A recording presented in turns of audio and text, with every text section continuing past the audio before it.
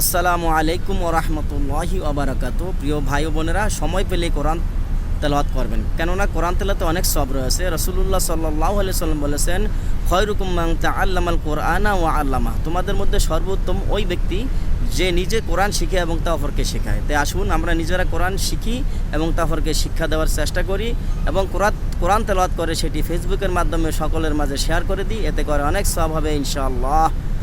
তো আসুন এখন আমি একটি সূরা তেলাওয়াত করি, সূরাতুল ইখলাস। আপনারা সবাই শুনবেন এবং তা অপরকে শোনার ব্যবস্থা করে দিবেন, শেয়ার করে দিবেন, যাতে করে সবাই শুনতে পারে।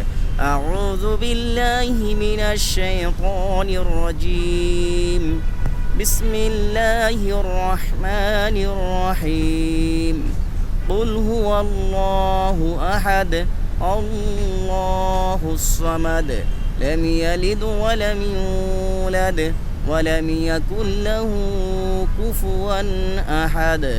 সাদাকাল্লাহুল আযীম। কোন এক সাহাবী রাদিয়াল্লাহু তাআলা আনহু প্রতিদিন নামাজের ইমামতিতে সূরাতুল ইখলাস তেলাওয়াত করতেন। তো অন্য সাহাবীগণ এসে রাসূলুল্লাহ সাল্লাল্লাহু আলাইহি সাল্লামের নিকট অভিযোগ করলেন, ইয়া রাসূলুল্লাহ সাল্লাল্লাহু আলাইহি সাল্লাম, আপনার অমুক সাহাবী প্রতিদিনই নামাজের ইমামতিতে সূরাতুল ইখলাস তেলাওয়াত করে থাকে। তো রাসূলুল্লাহ সাল্লাল্লাহু আলাইহি সাল্লাম সেই সাহাবীকে ডেকে আনলেন এবং বললেন, তুমি কেন প্রতিদিন সূরাতুল ইখলাস তেলাওয়াত করো নামাজের ইমামতিতে? তখন সেই সাহাবী রাদিয়াল্লাহু তাআলা আনহু বললেন, ইয়া রাসূলুল্লাহ, আমি এই সূরার মাধ্যমেই আল্লাহর সবচেয়ে বেশি বরত্ব প্রকাশ পেয়েছি, তাই আমি এই সূরাকেই বেশি পছন্দ করি এবং এই সূরাই আমি বেশি বেশি তেলাওয়াত করি, কেননা এই সূরার মাধ্যমে আল্লাহর বরত্ব সবচেয়ে বেশি প্রকাশ পায়। সুবহানাল্লাহ। তাই আসুন আমরা সকলেই কোরআন শিখি এবং কোরআন বেশি বেশি করে তেলাওয়াত করি ইনশাআল্লাহ।